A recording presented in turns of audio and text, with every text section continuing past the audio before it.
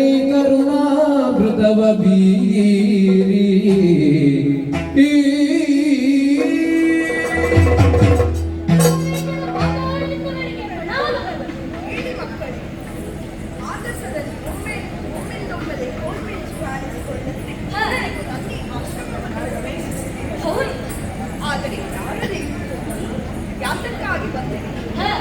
ಸತ್ಯವಾಗಿ ಹೇಳಬೇಕಾದರೆ ದಿವ್ಯ ಶರೀರವೇ ಮುಕ್ತ ಶರೀರವನ್ನಾಗಿ ಬಂದಂತಹ ಅದ್ಭುತದ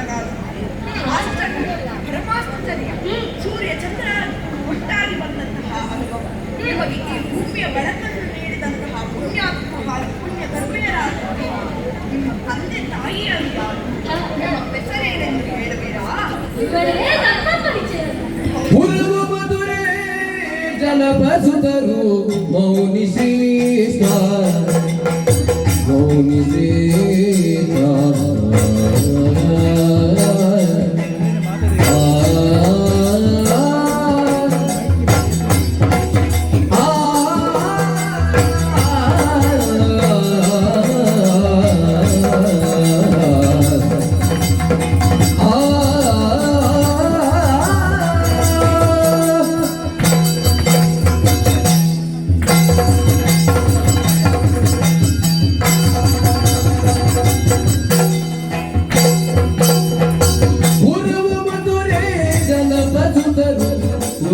ಮಧುರಿ ಜಲಪಾಸುತರು ಮೌನಿಸೇತ ಕೇಳು ಇರುವ ಬೆಸರು ರಾಮ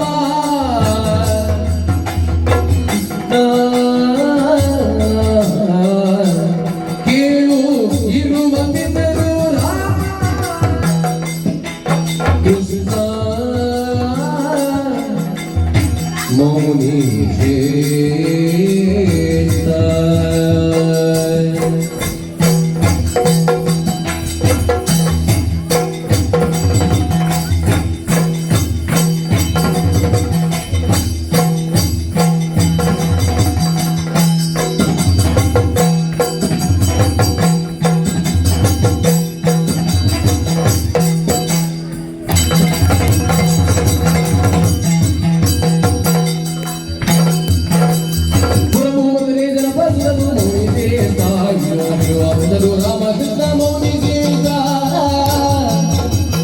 ಗುರುವೆ ನಿಮ್ಮ ಬಗೆಯ ಅರಿವು ಗುರುವೇ ನಿಮ್ಮ ಬಗೆಯ ಅರಿವು ಮೌನಿಸಿ ಮುದದಿ ತೆರಳು ಇಲ್ಲಿ ಬಂದೆ ಮೌನಿಸಿ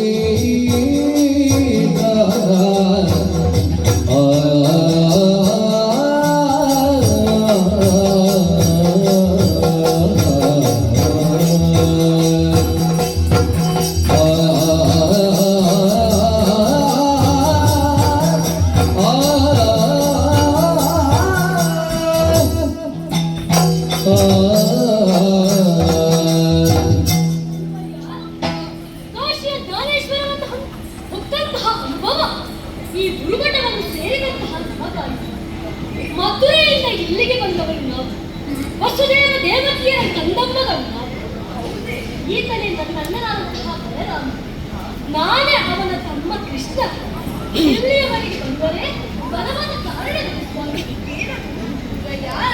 ನಾವು ವಿದ್ಯಾಕಾಂಕ್ಷಿಗಳು ಚೌಷಷ್ಠಿ ವಿದ್ಯಾ ಪಾರಂಗತರಾದ ತಮ್ಮಲ್ಲಿ ಸರ್ವ ವಿದ್ಯೆಯನ್ನು ಕಲಿಯುವುದಕ್ಕಾಗಿ ಬಂದಿದ್ದೇವೆ ಮಾಡುವಾದಂತಹ ತಾವು ನಮಗೆ ವಿದ್ಯಾದಾನ ನೀಡಿ ಉತ್ತರಿಸಬೇಕು. ಇದೇ ನಮ್ಮ ಪ್ರಾರ್ಥನೆ.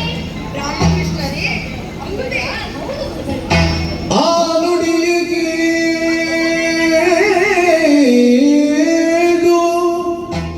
ಆ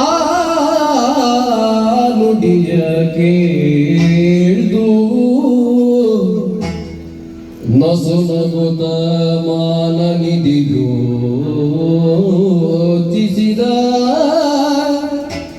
ನಸು ನಗುತ್ತ ಮಾನನಿಧಿ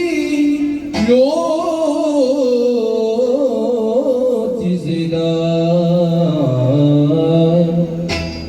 ಶ್ರೀನಾಥನೀತ ಶ್ರೀಶನ ಕೂಡಿ ಬಂದ ಮೇಲೆ ನಾಥನಿಗೆ ಎನ್ನ ಭಾಗ್ಯತೆಗೆ ಕುಂದೇನು ಶ್ರೀನಾಥನೀಗ ಶ್ರೀಶನ ಕೂಡಿ ಬಂದ ಮೇಲಿನ್ನು ಎನ್ನ ಭಾಗ್ಯತೆಗೆ ಕುಂದೇನು ಕೃಷ್ಣ ಶ್ರೀಹರಿ ವಾಸುದೇವ ವಸುದೇವ ಸುತಂ ದೇವೋ ಕಂಸ ಚಾಣೂರಮಗ್ನೋ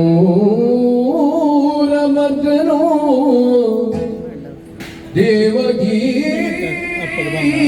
ಪರಮಾನಂದೋ ಕೃಷ್ಣೋ ವಂದೇ ಜಗದ್ಗುರು ಕೃಷ್ಣಂ ವಂದೇ ಜಗದ್ಗುರು ಕೃಷ್ಣ ಕೃಷ್ಣ ಕೃಷ್ಣ ಕೃಷ್ಣ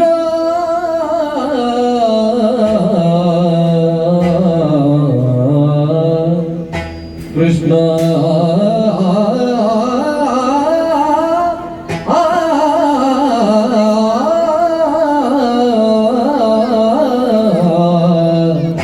ಕೃಷ್ಣ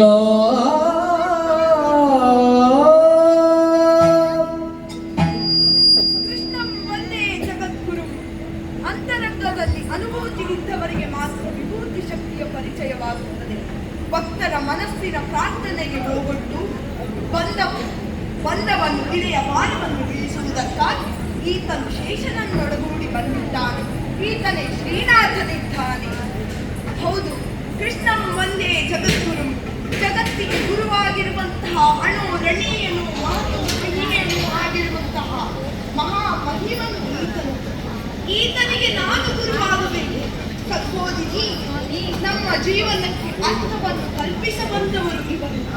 ಇವರಿಗೆ ನಾವು ಕಲಿಸಿಕೊಡಬೇಕೆ? ವಿಧಿಯ ಬರಹಕ್ಕೆ ನಾನು ಕೃತಜ್ಞನಾದ. ಮಕ್ಕಳೇ, ನನ್ನಿಂದಲೇ ಕಲಿಯಬೇಕೆಂಬ ಆಸೆಯೇ. ಹೌದು ನಾನು ನಿಮ್ಮನ್ನು ನನ್ನ ವಿದ್ಯಾರ್ಥಿಗಳಾಗಿ ಸ್ವೀಕರಿಸಿದ್ದೇನೆ. ಆದರೆ ಇಂದು ಬಂದ ಕಾರಣ ನೀವು ದಣಿದವರು. ಆದುದರಿಂದ ವಿಶ್ರಾಂತಿಯನ್ನು ಪಡೆಯಿರಿ. ನಾಳೆ ಶುಭ ದಿನ ಶುಭ ಗಳಿಗೆಯನ್ನು ವಿದ್ಯಾರಂಭವನ್ನು ಮಾಡೋಣ. ಹೀಗೆ ಬನ್ನಿ. ಹಾಗೆಯೇ ಆಗಲಿ.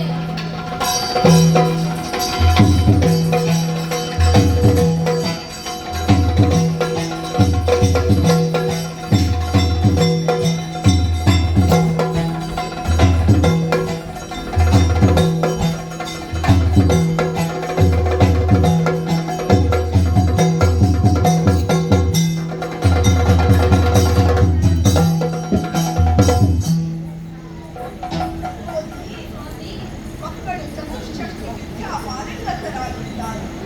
ಅವರನ್ನು ಇನ್ನು ಅವರ ಪುರಕ್ಕೆ ಕಳುಹಿಸಬೇಕಲ್ಲ, ಅವರನ್ನೇ ಕರೆಯೋಣ. ಬಾಲಕೃಷ್ಣರೇ,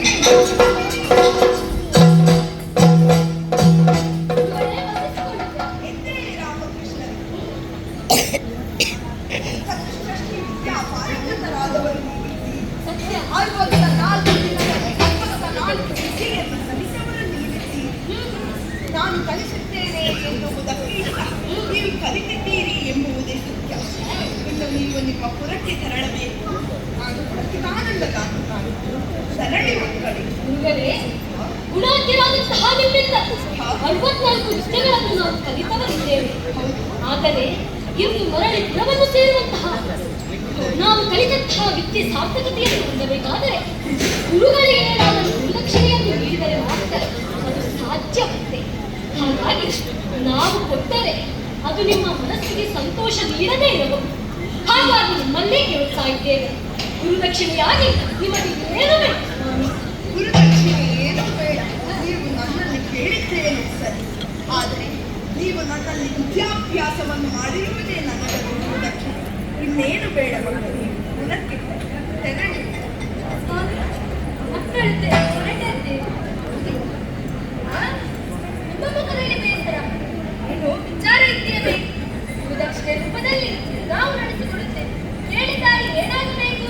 ಗಂಧಮ್ಮಗಳಿಂದ ಅಮ್ಮ ಒಂದು ದಿನ ಪ್ರವಾಸ ಕ್ಷೇತ್ರಕ್ಕೆ ತೀರ್ಥಾಟನೆಗೆ ಹೋಗಿದ್ದೆವು. ಅಲ್ಲಿ ನನ್ನ ಮಗ ಸ್ನಾನಕ್ಕೆಂದು ಸಮುದ್ರಕ್ಕಿಳಿದ. ಮತ್ತೆ ಮೇಲೆದ್ದು ಬರಲೇ ಇಲ್ಲ. ತಂದಮ್ಮನನ್ನು ಕಾಣಬೇಕೆಂಬುದೇ ನನ್ನ ಬದುಕಿನ ಆಸೆ. ಮಕ್ಕಳೇ, ಇದನ್ನು ಈಡೇರಿಸಿಕೊಡುತ್ತೀರಾ? ನಿಮಗೊದಗಿದ ವ್ಯಾಕುಲ ಬಿಡಿ.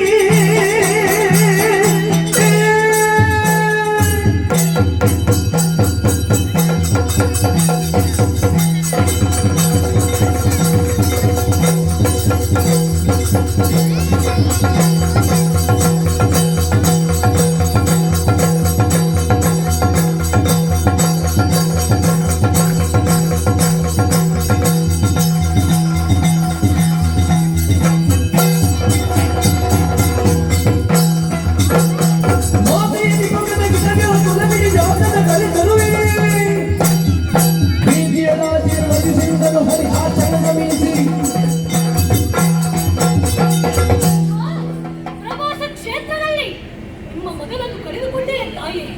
ಅಂತಹ ಬೇಸರವಿದ್ದರೂ ಗುರುಮಠದಲ್ಲಿ ಅದೆಷ್ಟೋ ವಿದ್ಯಾರ್ಥಿಗಳಿಗೆ ವಿದ್ಯಾರ್ಜನೆಯನ್ನು ಮಾಡುತ್ತಾ ಇದ್ದೀರಿ. ಚಿಂತಿಸಬೇಡಿ ತಾಯಿ, ಚಿಂತಿಸಬೇಡಿ. ನಿಮ್ಮ ಮಗ ಎಲ್ಲ ಇದ್ದರೂ ನಾವು ತಂದುಕೊಡುತ್ತೇವೆ. ಯೋಚನೆ ಮಾಡಬೇಡಿ.